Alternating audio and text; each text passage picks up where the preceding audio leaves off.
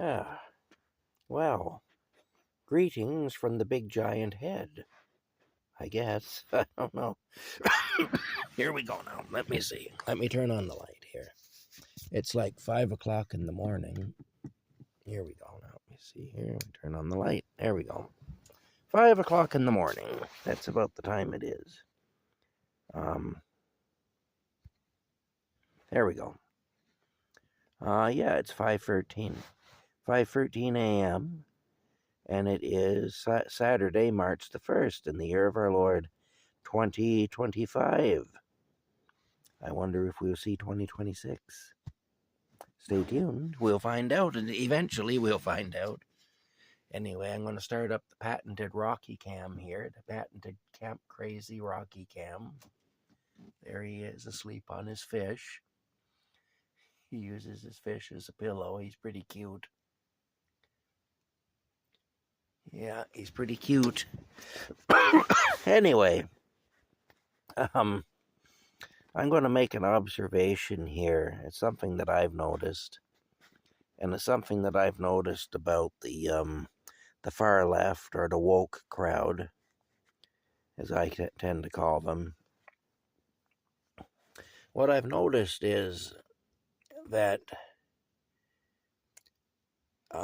they only take their argument so far, and they try to force or insist or bully everybody else into only taking their argument that they're making so far. And see, for me, I tend to take things to their conclusion, wherever it is. I don't just go down so far down the road and stop at the destination that the other guy wants me to stop at. I'll say, okay, let's explore this now. We made it this far. Let's see how much further we can go. Let's see where the road leads. And that drives those people crazy. And I'll give you an example. We're allowed to talk about toxic masculinity. In fact, we're required, if we go with these people, to talk about toxic masculinity. But we're not allowed to analyze it at all or to take it to its logical conclusion. And don't dare talk about toxic femininity. Now, personally, I don't think that toxic masculinity or toxic femininity exist. I think both things would be, I think toxic masculinity, which is the thing that's talked about all the time these days, is a myth. And I think the same would be true of toxic femininity if we were allowed to talk about it. What I do think, though, is there's a lot of toxic people in the world, of both genders. And, look, I've known a lot of toxic men, yes. I've also known a lot of toxic women.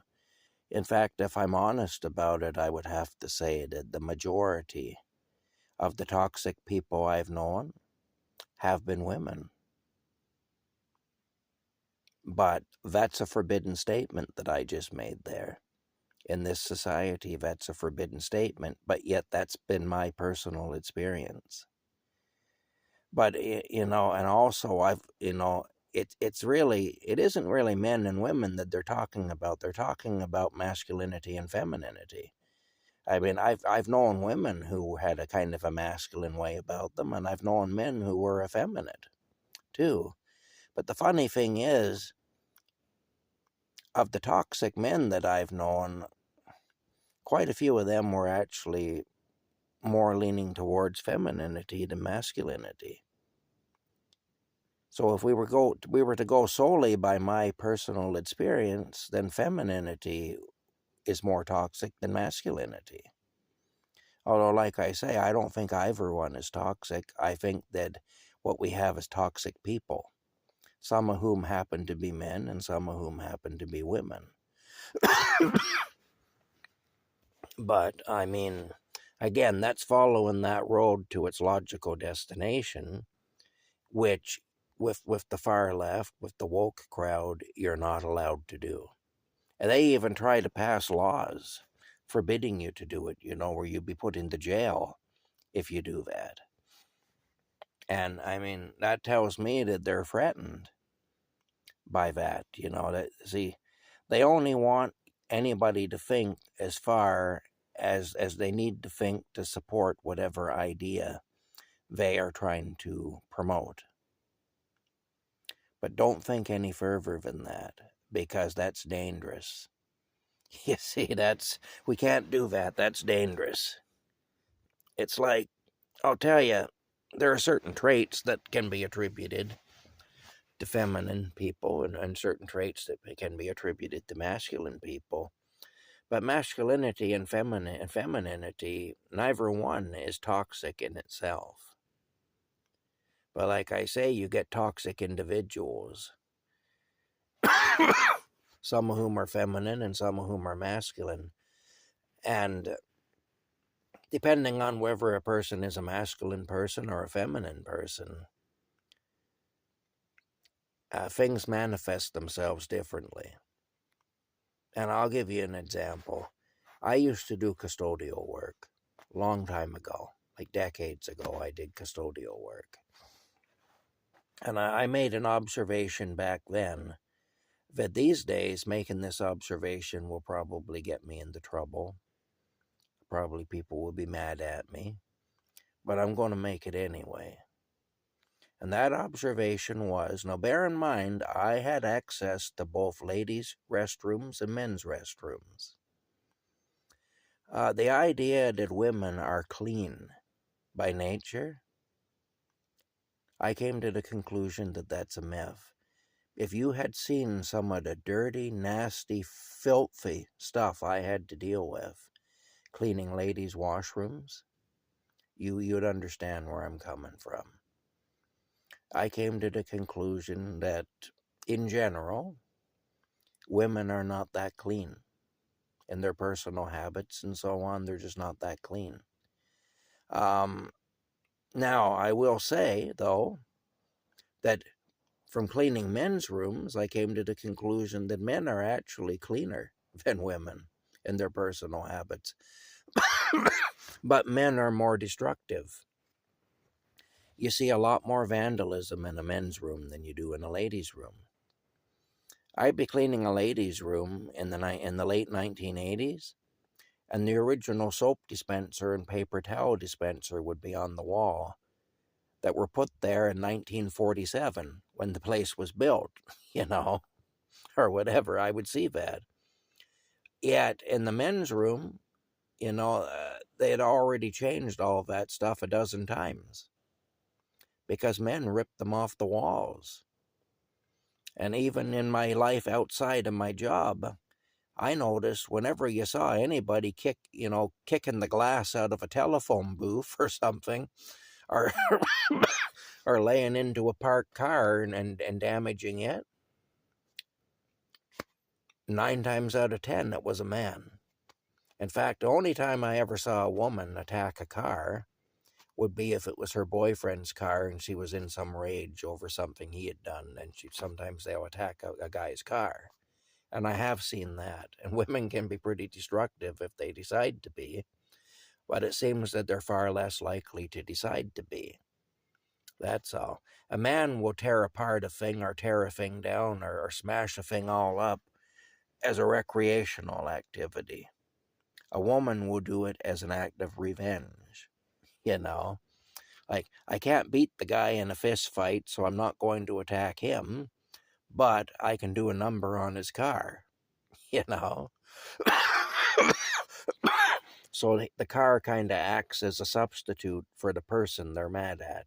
I'm mad at the boyfriend. I know I'm not going to win a fist fight with him if he chooses to fight back. And so I'm going to attack his car because the car can't hit me back, And that's what they'll do. But which is kind of understandable if you need to get your rage out and you feel that you have a legitimate reason to be enraged, and maybe you do, maybe you don't, but you believe you do, well, then it makes sense. Like I say, maybe you do have a legitimate reason. But I mean, women tend not to be destructive as a recreational activity, or just to be destructive for the sake of being destructive.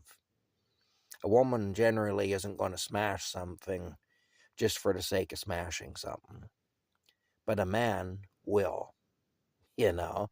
And again, these are generalizations, but they're generally true. And what I found is, again, see, I'm allowed, though, in this society to say that men are generally more destructive than women. But I'm not allowed to say, and I can say that based on my own observations, and that's fine. I'm allowed to. But I'm not allowed to say that women are generally more dirty than men. Even though, again, through my own life experience, I found that to be true. I'm not allowed to say it, though. No, I just did say it because I don't care if I'm allowed to say it or not. That's one of the reasons that people either love me or hate me, is because I'll say shit whether people want to hear it or not. But the bottom line is, I found with the far left, with the woke crowd, as they call them, I don't even really like using terms like far left or far right, but because they're very divisive. But I find in order to, just to get my point across, I kind of need to use those terms in a conversation like this. And so that's what I'm doing. But I do find that with people of that far left persuasion, they don't want anybody taking the thing to its logical conclusion, because a lot of the time the logical conclusion of the thing cancels out whatever truth there is in it. It kind of neutralizes that or cancels it out, whatever truth there is in what the far left person wants to promote or is thinking. If you take it to its logical conclusion, it kind of cancels that out, or it balances it. So we don't have this extreme argument anymore. So this idea, all men are bad because masculinity is bad, that's a pretty serious and severe argument. But if you take it to its logical conclusion, you realize that it's not masculinity that's bad any more than it's femininity that's bad. What it is it's just people. And some people are bad. Some people just are not good people. And like I say, I found a lot of the time that an effeminate man, for example, will be far more toxic than a masculine man. And a lot of the women I've known have been very toxic. Now, I've known masculine men who were also very toxic. That is a thing. But again, if we're going to generalize and say masculinity itself is toxic, well, based on my experience, I would have to say that femininity is also toxic. Like I say, I don't believe either of those things is true. I think we have toxic people of both genders. And the masculinity and femininity are necessary things.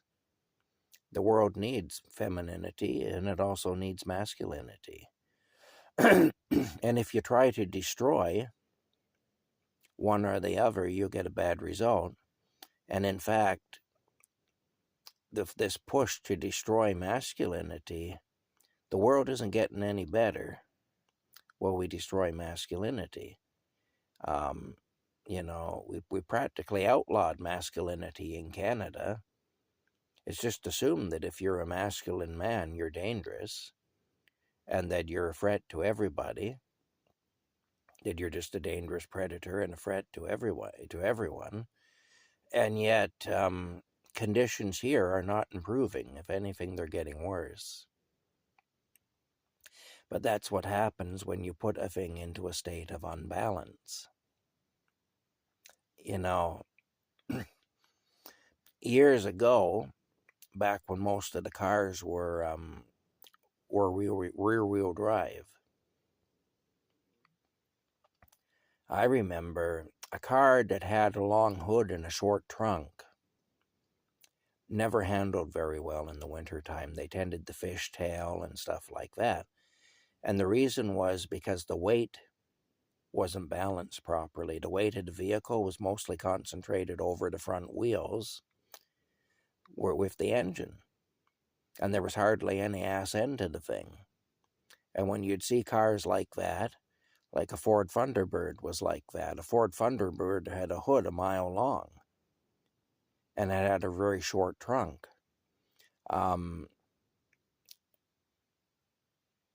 Oldsmobile Cutlass Supreme, that was another car that was like that. The Oldsmobile Cutlass Supreme, or the, there were different ones anyway that were like that, but the Buick Regal was like that too. You know, these were cars that tended to want to do this in the snow. They'd fishtail the back end and be doing this all the time. And it was harder to keep a car like that under control when you were driving in slippery conditions. Now, a Chev Caprice or a Pontiac Parisienne or an Oldsmobile Delta 88 or Buick LeSabre, they handled really well in the snow. But if you looked at it, if you look at one of those from the side, they were well balanced. The length of the car was distributed over the wheels in such a way that the weight was very well balanced of the car. Now, yes, the car was heavier in front because it had an engine in it in front. There was no engine in the trunk. So really, it depended what you were carrying in the trunk, really, too, to a degree. But still, even with an empty trunk, those cars handled a lot better. You know, a Pontiac Parisienne handled a lot better, or an Oldsmobile Delta 88, than a Oldsmobile Cutlass Supreme Brougham, because of the way the weight was distributed. And so, see, it was balanced, though. How the car was balanced, it was the thing. Well, the same is true with everything. They talk about eating a balanced diet for health. Well, there's truth in that. If you just try to live on one thing and eat one thing all the time, you'll become unhealthy. We need a balanced diet.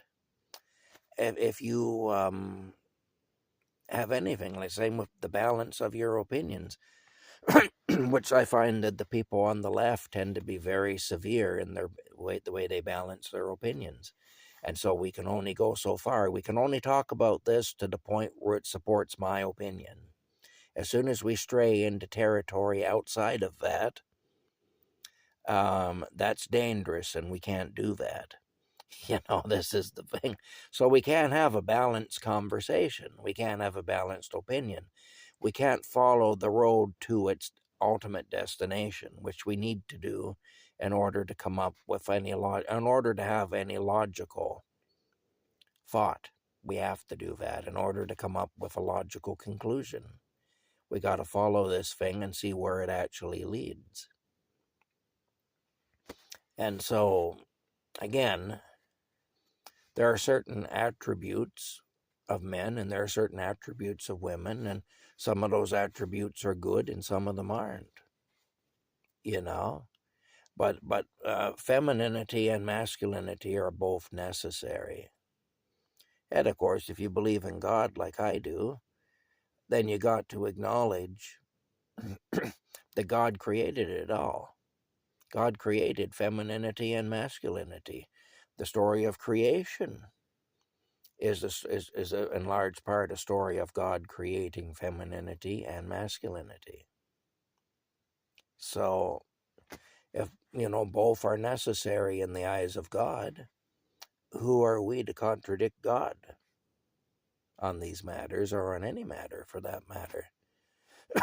God might know a little bit more about things than we do, But the bottom line is this.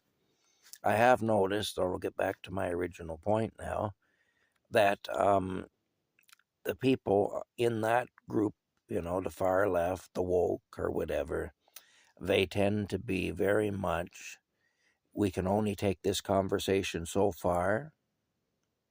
We can only take it so far as it builds up my opinion and supports my opinion. Once we go beyond that, it's dangerous and we can't do that.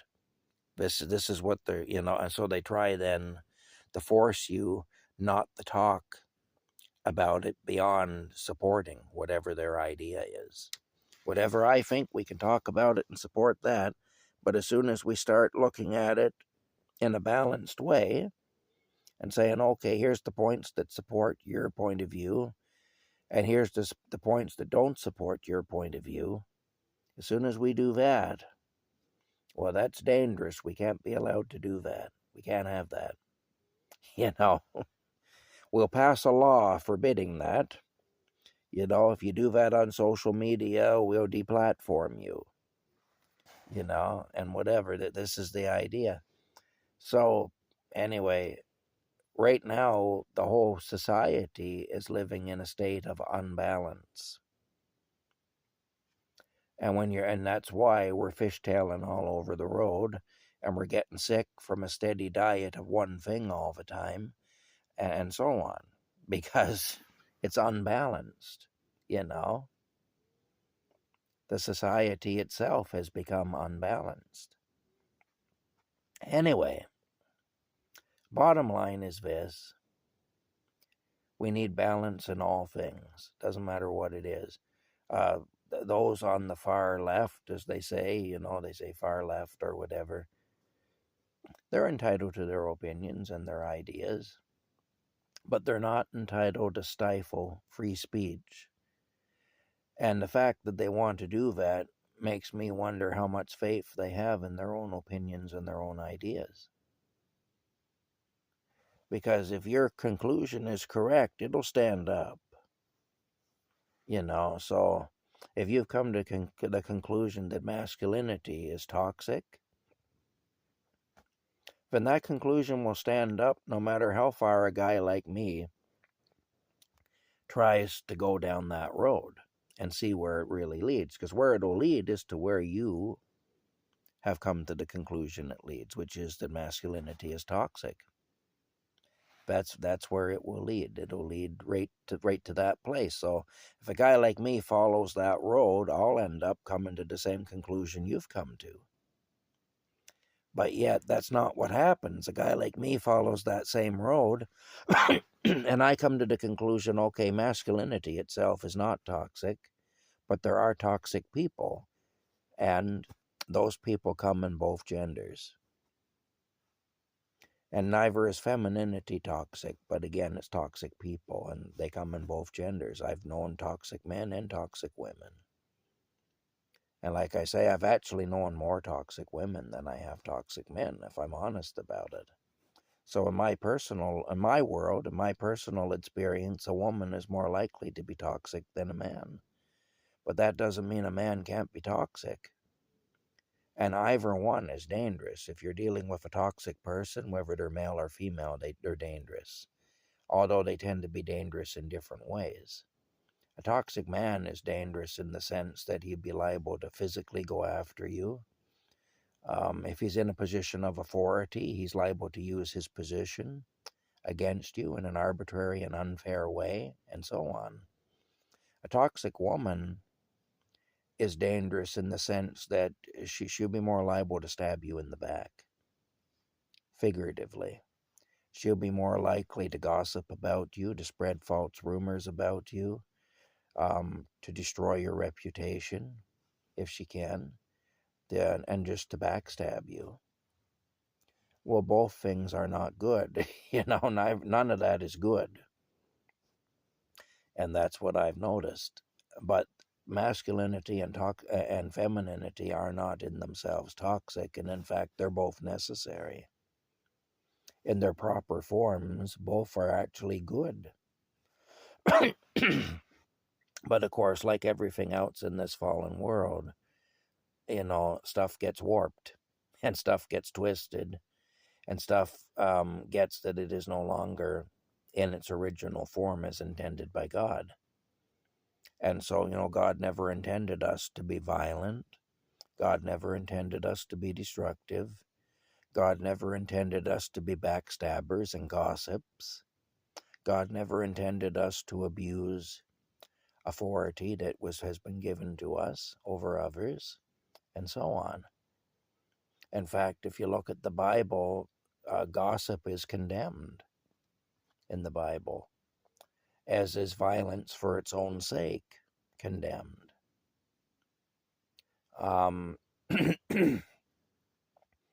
You know, as is a lot. Well, there's just a lot of practices there that I just talked about that are condemned on the part of both men and women. They're condemned, those practices.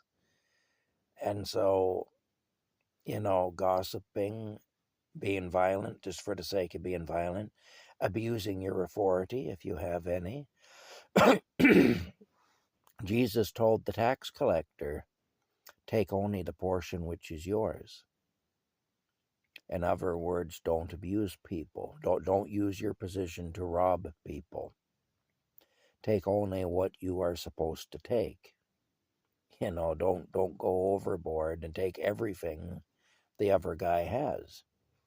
Don't operate from a place of greed, basically, and use your authority as a tax collector to rob people. That's what Jesus said. So obviously he wasn't real big on abuse of authority. Like I say, there are scriptures that talk about gossip. There are scriptures that talk about being violent without just cause, and so on. So obviously, if you look at the mind of God, God sees all these things as a twisting or a warping of his original creation. So in cases where a man is toxic, that's not masculinity, that's just a toxic person. Now, they may be masculine in their nature, but they're a toxic person. Another man could be masculine in his nature and not be a toxic person. And like I say, even though I'm not allowed to say it, I'll say it anyway. The same is true for femininity. If a woman is a toxic person, even if she's a very feminine woman, that doesn't mean that femininity is toxic.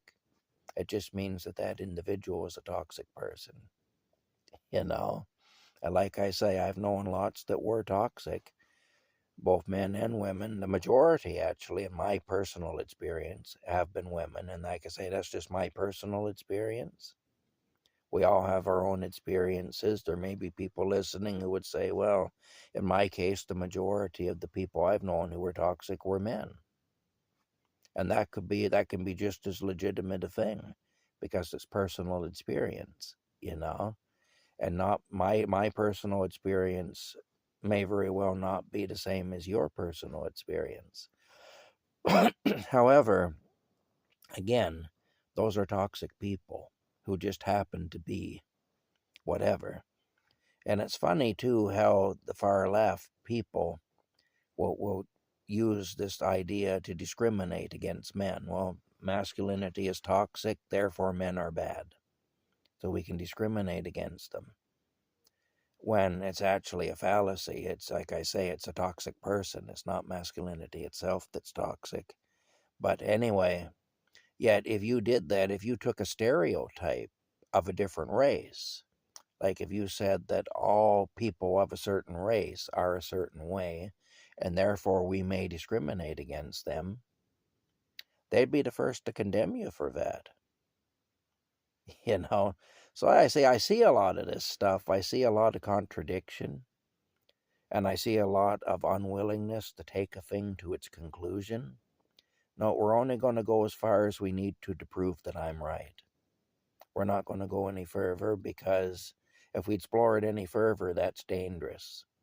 This is what you'll get from these people. And it's like, well, before I adopt your idea, I would like to know where it takes me if I follow it to its logical conclusion. And most of the time it takes me to a place they wouldn't want me to go. That's the reason they forbid me to go there. But of course, I'm rebellious by nature, so I go there anyway. Upsets a lot of people, but I do. Anyway, that's it. That's all I got to say about that. Good morning, everybody, and have a good day, I guess. Try not to be toxic. Whether you're a man or a woman, try not to be toxic. That's all. All right. Bye for now.